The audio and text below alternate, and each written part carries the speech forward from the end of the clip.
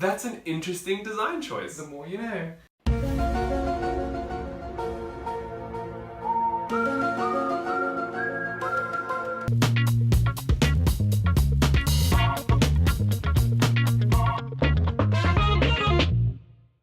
Hello everyone and welcome to another episode of the Vamers Studio. My name is Haupt. I'm Edward.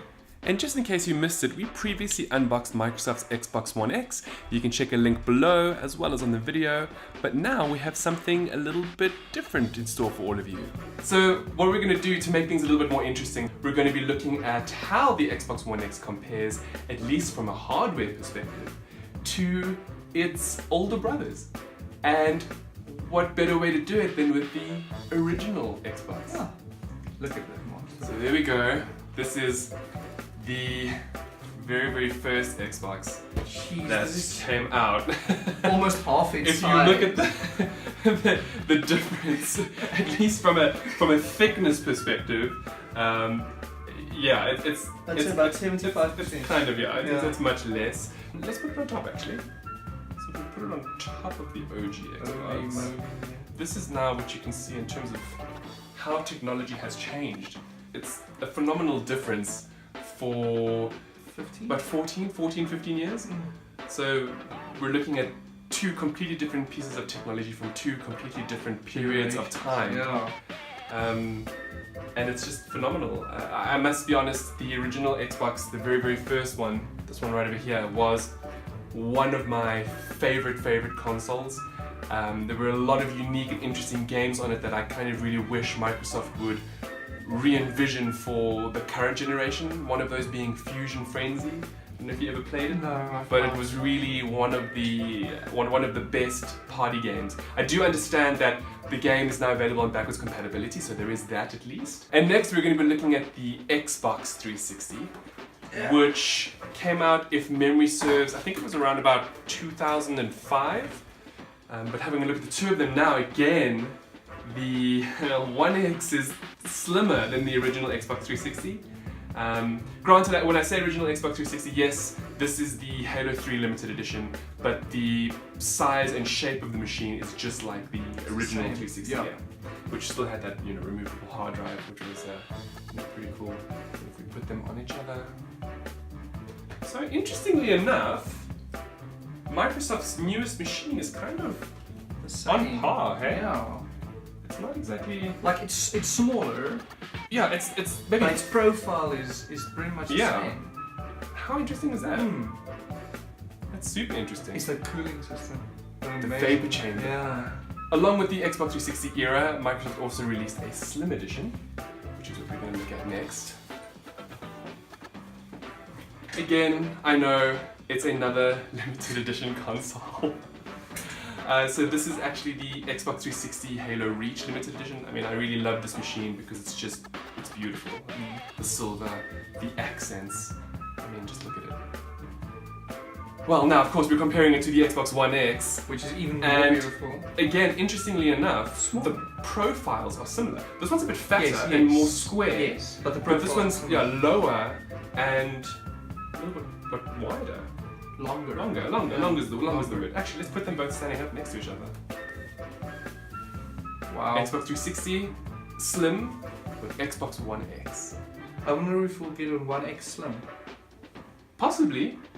Probably before whatever the next Xbox is going to be. Yeah. And at this point in time, nobody even knows what the names are going to be anymore, because after 360, people thought 720, and then we got the One.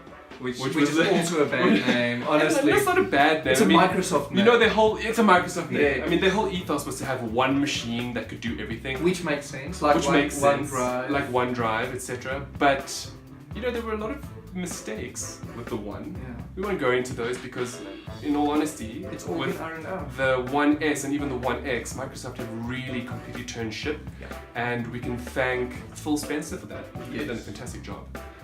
So naturally, after the 360, it's the console we just spoke about, we have the original Xbox One, which is absolutely gargantuan compared to the One X.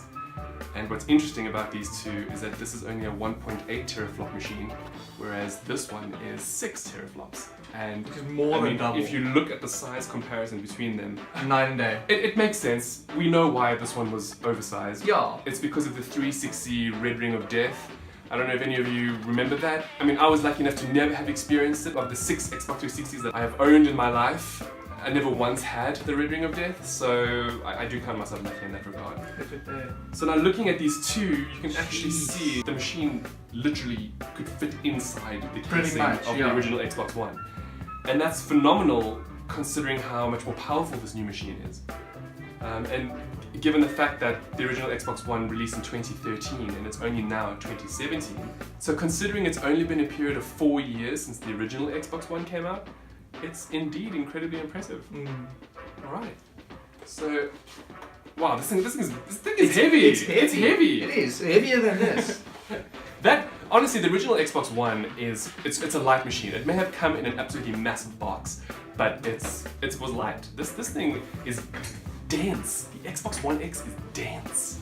I'm sure most of you can guess what the next machine is going to be, and it's the Xbox One S, which honestly is a beautiful, beautiful machine. And I understand why it looks, or why the Xbox One X looks so similar to it, because this is a beautifully designed machine. I mean, let's just be honest here for a second. Look at it, it's beautiful.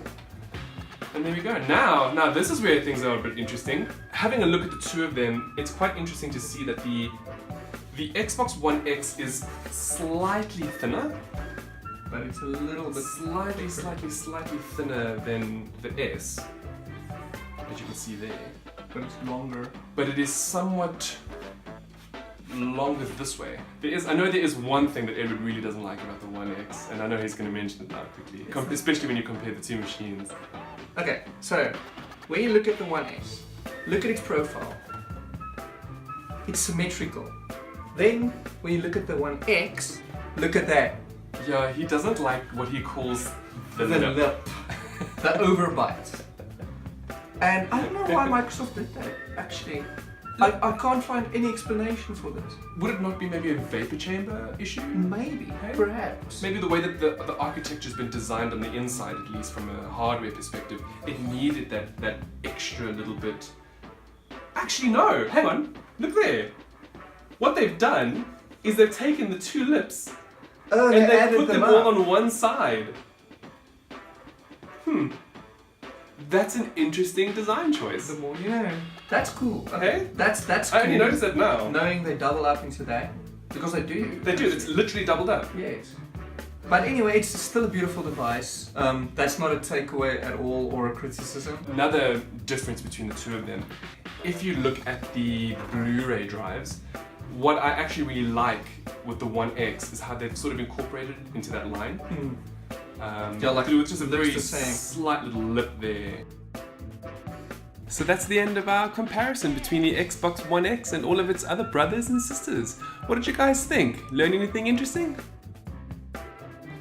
If you enjoyed this video, please do give us a like and feel free to comment below. We love interacting with our audience. So yeah, that's about it. Cool, peace. See you on the flip side.